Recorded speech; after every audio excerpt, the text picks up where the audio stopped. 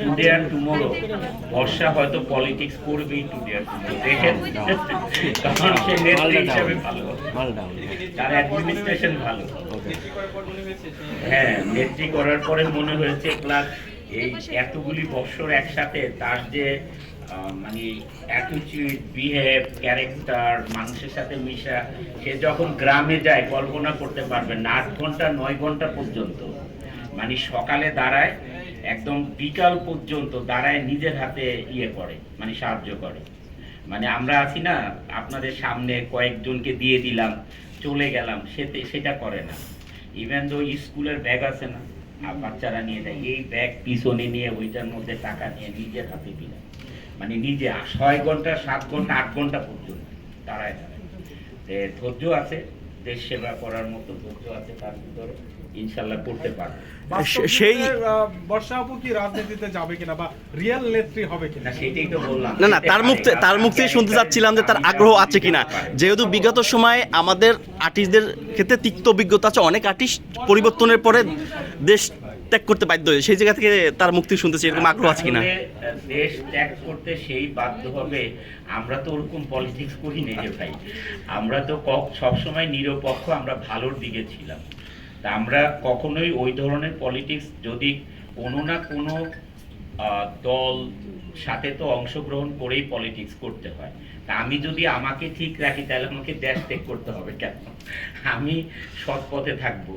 আমরা তো এই যে এখন দেখি এনসিবির যে একজন নেতা আছে আমাদের, এই হাসনাত আব্দুল্লাহ, ও তো একদম সরাসরি যেই কথাগুলো বলে, এগুলো তো আপনাদের সবার সামনে আসে যে কেউ চাঁদা তুলতে পারবা না, কেউ এটা করতে পারবা না, একদম সামনাসামনি বলে।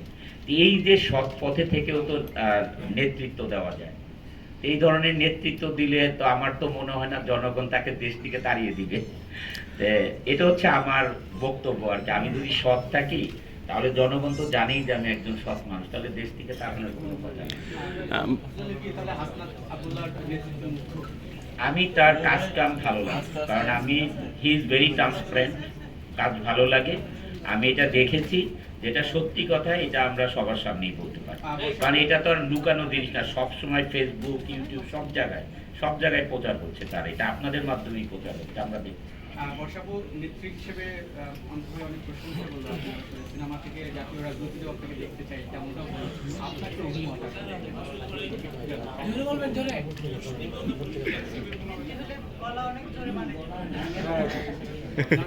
যখন নেত্রীরা লিডার দেখবেন তখন দেখবেন এত জোরে কথা আমি পুরো সিনেমাতেই বলিনি, মানে ঘটনাটা পুরো উল্টে যাবে যখন সিনেমা হলে যাবে।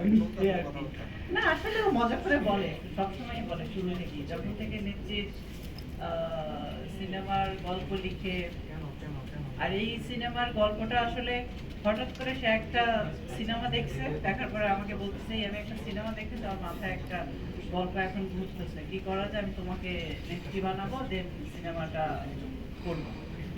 দেখিয়ে পরে যখন তুর্কিতে যাব তখন ওখানকার ডিরেক্টর বা যারা প্রোডাকশন হাউস আছে আরেকটা পার্টনার পেলে দেন এটা আমরা শুরু করতে পারি। ঠিক আছে, করতে পারবো। আসলে এটা মজা করেই বলে, তবে এটার শুটিং এ আসলে অনেক রকম, মানে কি বলবো, বুঝেন তো যে উনি আমার বডিগার্ড, তো সেই হিসাবে আমি ম্যাডাম, আমার ম্যাডাম। আচ্ছা, বাসায় কি এরকম সেবাতে ফিরি, আমাদের সেবাতে বিজ্ঞাপন কি নির্মাণ করবেন, তার নাম হচ্ছে হিরো খান। একটু হিরো খান ভাই আসেন। আর এই যে অ্যাড এজেন্সি এক ব্রাদার, উনি হাইকোর্টার, আপনাদের সাথে আবার দেখা হবে শুটিং এ ইনশাআল্লাহ। হিরো খান হচ্ছে এই অ্যাড এজেন্সি, যিনি নাকি এইটা মানে অ্যাড এজেন্সির যে যত অ্যারেঞ্জমেন্ট আছে আর হিরো খান সাহেব নির্মাণ করছেন টিভিসিটা। আর এইটা হচ্ছে মালিক তো শুনলেনি, আর এটা আরেকজন হ্যান্ডসাম বয় আছেন এই কোম্পানির ডিএমডি, আর জিএম সাহেব, ভালো একটা টিম আছেন। ইনশাল্লাহ আবার দেখা হবে আমাদের।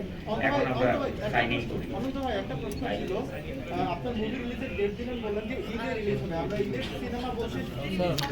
সেটা লিডার করবো না, কিল হিম 2 রিলিজ করে দিই।